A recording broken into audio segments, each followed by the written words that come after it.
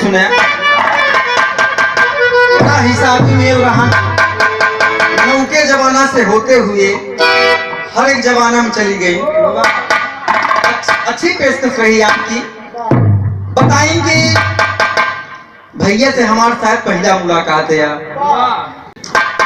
वहां पर विवाह आपके साथ मेरा ही होता। उससे अगले साल हम और पूजनीय स्वर्गीय गुरु जी राम लखन भारतीय जी, जो आज इस समाज में नहीं रहे बाबूजी, उनके साथ हमारा विवाह हो चुका था। डॉक्टर भट्टनारायण कहे यह बार भिन्न गावा, हम कहे नहीं, और भी कलाकार को मौका मिलना चाहिए, थोड़ा अच्छा लगेगा।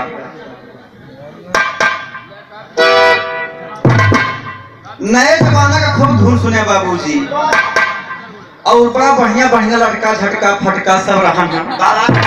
जोन कुछ कमी है वो का हम बतावत ही। कैसे बाबूजी आवा?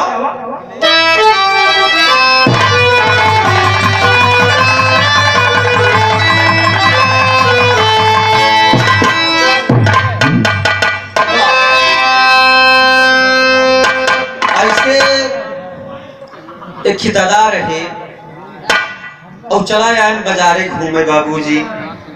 एक लड़की जवान देखान, उनका धक्का मारते हैं, दादा बुढ़ौती में नीचे गिर गए।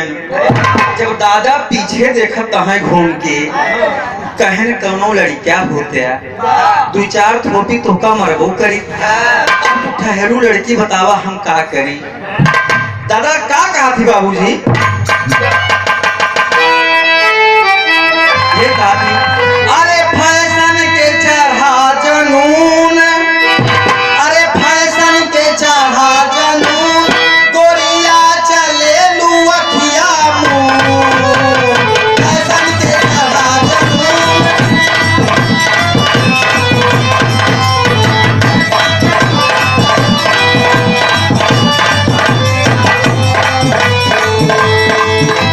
फैशन के चढ़ा जनून, गोरिया चले लुअखिया मुंह, ये गोरी हमारा से, ये गोरी हमारा सामन नहीं भूल तोला कहिया हानी, ये गोरी हमारा सामन नहीं भूल तोला कहिया हानी।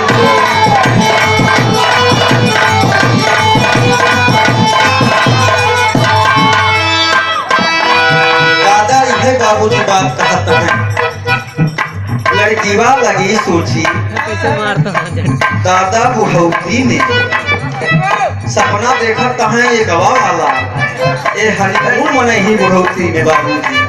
दादा कहन सुना तनी हेरिया देखा, हमका देखत यह कहन बुढ़वा का बस कुछ नहीं हुआ। कहन मसलाठी जैसे घूमे गांव गांव और का बा। दादा का कहा थी, कहाँ घूमनी उतार ले भाई गोरिया।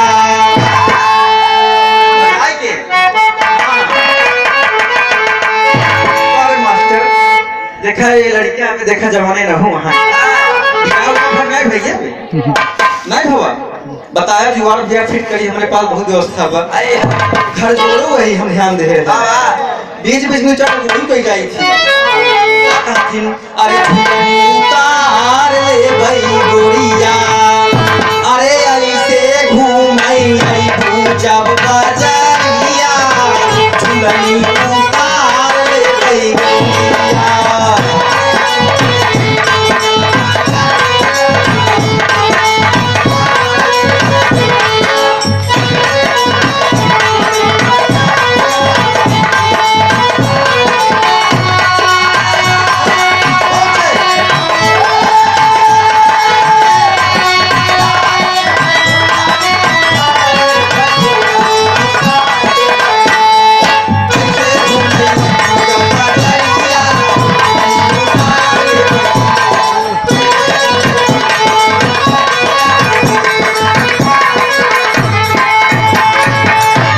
₹51 का पावन पुरस्कार हमारे बड़े भाई मुन्ना यादव पावन सरजमी से बहुत बहुत नमस्ते हो कहना है। कहना अगर ऐसे बाजार में घूमबू तो जानती है का हम बर्दाश्त करबू का। बड़ा बढ़िया बढ़िया लड़का झटको सुने को मिला बाबूजी, बड़ा सुंदर अंदाज में आप लोगों ने गाया, बहुत अच्छा लगा। रहा सवाल चच्चा राम कैलाश का बड़का भैया बड़ा मिठाई गाँव कैसे गाँव बाबू।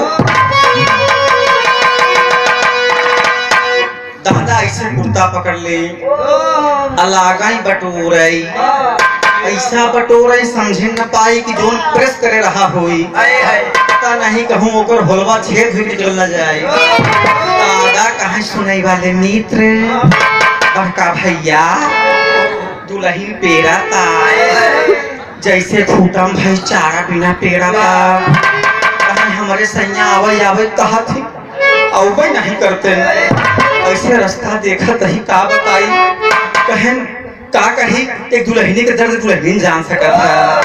तो दादा बोझ का काम आए कहीं आज बरेली बोले कागा हो जाना राजा जी आई है आज बरेली बोले कागा हो जाना राजा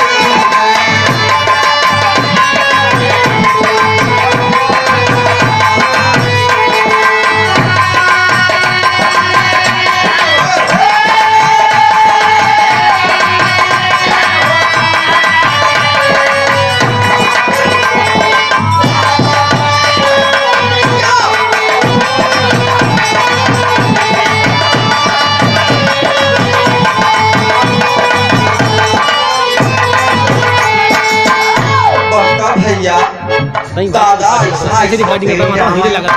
गवैया कितना कूद है कितना वैसे इधर रहे बाबूजी कोनो मतलब नहीं।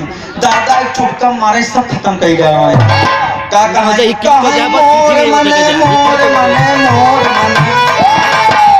अरे मोर मने सजवै से लागा हो जना राजा मोर मने सजवै से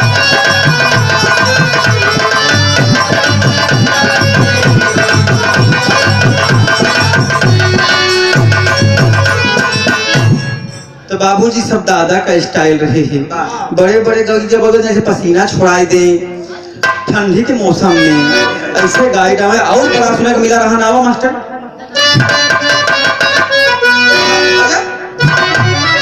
भैया आप लोगों ने बड़े बा अरे कावन विटामिन खा लो दिन पे दिन चिकना लो कावन विटामिन खा लो दिन पे दिन चिकना लो ये कर कमर हवे दारू जी के पालना गोरी धीरे धीरे एक ऊपर जाला एक जाला पालना गोरी धीरे धीरे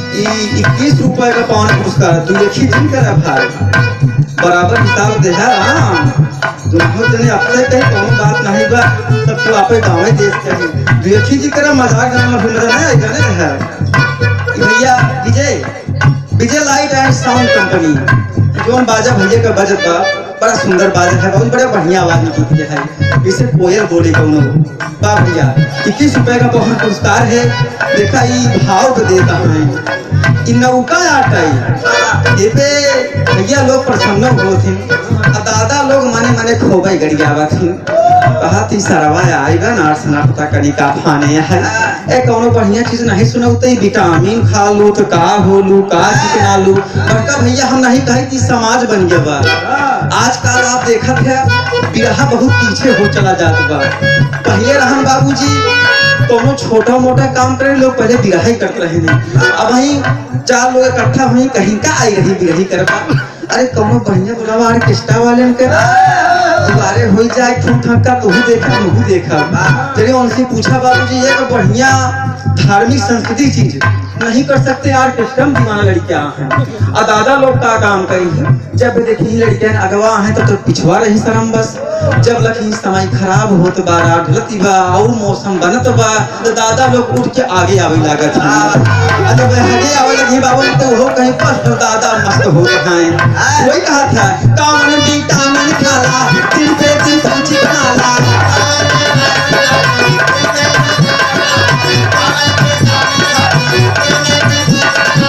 कावन विटामिन खाला दिन पे दिन चिकनाला ये कमर हवे तार